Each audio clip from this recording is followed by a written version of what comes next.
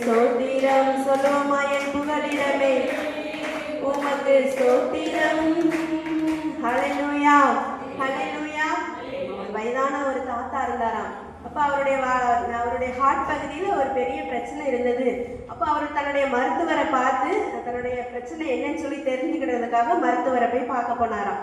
அப்போ அந்த மருத்துவர் வந்து அவரை நல்லா பரிசோதித்துட்டு சொன்னாரா, உங்கள் ஹார்ட்டு ரொம்ப வீக்காக இருக்கு ஐயா, உடனே ஆப்ரேஷன் பண்ணணும், அப்போ தான் நீங்கள் உயிர் பிழைக்க முடியும் அப்படின்னு சொல்லிட்டாங்களாம்.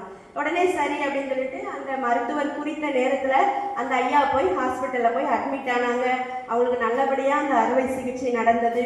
அவர் நல்லா குணமாகி வீட்டுக்கு போகும்போது அப்போ அந்த மருத்துவர் வந்து அந்த ஆப்ரேஷனுக்கு உண்டான செலவுக்குள்ளே அந்த பில்லை கொண்டு போய் கொடுத்தாராம். உடனே அந்த தாத்தா அதை பார்த்துட்டு ரொம்ப அழுதாராம். அப்போ அந்த மருத்துவர் கேட்டாரா, ஐயா பில்லை கெட்ட முடியாதுன்னு சொல்லி பயப்பட்டு அழுறீங்களா? அப்போ உங்களுக்காக நான் பாதியை குறைச்சிட்டேன், பாதி அமௌண்ட்டை மட்டும் நீங்கள் என்ன செய்யுங்க, கெட்டுங்க அப்படின்னு சொன்னாராம். அப்போ உடனே அந்த பெரியவர் சொன்னாரா, அந்த பணத்தை கொடுக்கறதுக்காக நான் அழல ஐயா, ஒரு 5 மணி நேரம் நடந்த அந்த ஆப்ரேஷனுக்கு இவ்வளோ தொகையை நீங்கள் எனக்காக நிர்ணயிச்சிருக்கிறீங்க. ஆனால் இத்தனை நாளும் நான் சுவாசிக்கிறதுக்கு, நான் நடக்கிறதுக்கு, என்னுடைய அவயங்களை எல்லாம் ஏசப்பா சூப்பராக எனக்கு தந்திருந்தாங்க. அதுக்கு 1 ரூபா கூட ஏசப்பா என்ன செய்யலை, என்கிட்ட கேட்கவே இல்லை, எல்லாத்தையும் இலவசமாக எனக்கு கொடுத்தாங்களே. அப்போ அந்த ஆண்டவருடைய அன்பை நினைச்சு நான் அழுதையா அப்படின்னு சொன்னாங்களாம். உண்மையாவே ஆண்டவர் நமக்கு எவ்வளவு நன்மைகள் செய்திருக்கிறார்கள. ஹல்லேலூயா.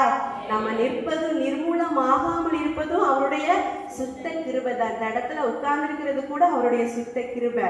நம்முடைய கிரியை அப்படின்னு சொல்லி எதுவுமே இல்லை, எல்லாமே ஆண்டவருடைய கிருபை தான். ஹல்லேலூயா.